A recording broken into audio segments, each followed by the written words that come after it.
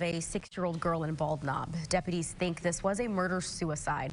They found the suspect, William Pettigo, in a remote area of the county where he had overdosed on drugs.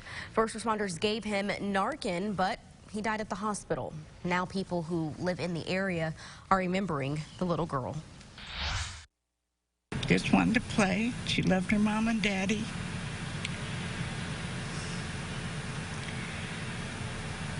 I'm just beyond words for what happened. There's no words for this. Pettigo was married to the child's mother. Now updating you on a story we first brought to you yesterday during Good Day. Still no arrests in a double shooting in Little Rock that left one person dead. It happened at the Trinity Village Apartments on John Barrow late Monday night. Paramedics took 21-year-old Deshaun Allen to the hospital, but he died in surgery. The other victim's injuries are not life-threatening.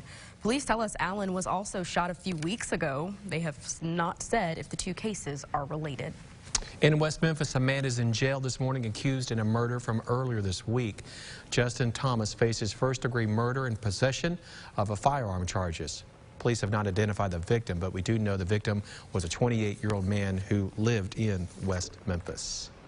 This Saturday, the family of Morgan Nick will have a balloon release to mark 25 years since Morgan went missing. Her mother, Colleen, is inviting the community to join them at Alma First Baptist Church for the event.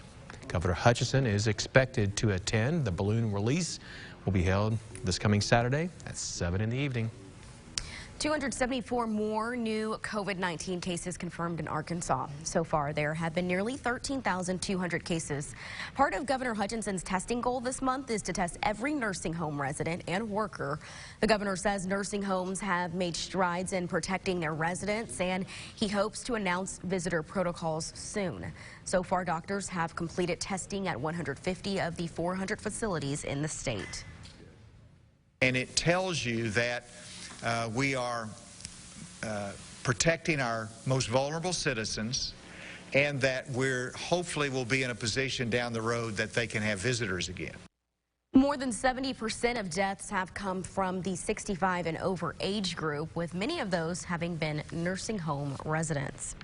The governor spent yesterday talking with local leaders in Hot Springs about the impact of the virus. Hospitals in the area have not seen many cases, so they're taking in patients from the southwestern region. The city's economy is one of the hardest hit, especially because of tourism. As of April, Garland County had the second highest unemployment rate in the state, and Hot Springs was one of the worst hit cities with an unemployment rate of 19.6% in April. But officials say they are beginning to see a comeback. We're starting to see that bounce back now. Certainly now that you see the restaurants opening up and getting into phase 2, more and more workers are coming back. So hospitality certainly one. The hospitality industry in Arkansas was seeing unemployment at more than 41%, with much of that in Garland County. Doe's Eat Place in Little Rock took a huge hit when everything shut down in March. The restaurant furloughed all of its employees.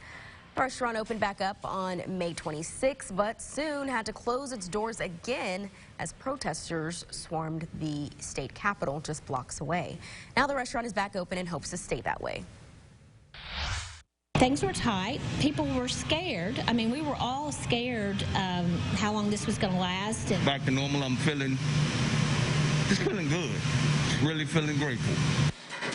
Doe's is open at 33% capacity and plans to stay that way for now. The Little Rock Zoo will reopen with an exclusive members-only event next week. Members are going to get a first look inside of the zoo Monday. Then the zoo will open to the general public on the 29th. It's going to be open from 7 days a week from 9 in the morning till 4 in the afternoon. Here's the deal, though. You will have to buy tickets online in advance, and guests 10 and older will be required to wear face masks. Now, there are also some other safety measures. Cafe Africa and the gift shop are closed. They may reopen sometime in the future. The zoo has also created a one-way path to cut down on congestion. All restrooms, handrails, and benches will be cleaned every 2 hours. Continued concern over the spread of the coronavirus leads to extended border restrictions among Canada, the U.S., and Mexico. All three countries agreed to extend border restrictions, banning non-essential travel until July 21st. This extension is said to continue to protect citizens of each country from exposure to the coronavirus, while also supporting essential travel and trade across the borders. A widely used steroid may help reduce death rates among people with severe cases of the coronavirus. A clinical trial out of England shows low doses of dexamethasone helped lower death rates by nearly a third in patients on ventilators, and by 1/5 in other patients receiving oxygen. The study showed the drug helped patients with severe cases of COVID-19. Man,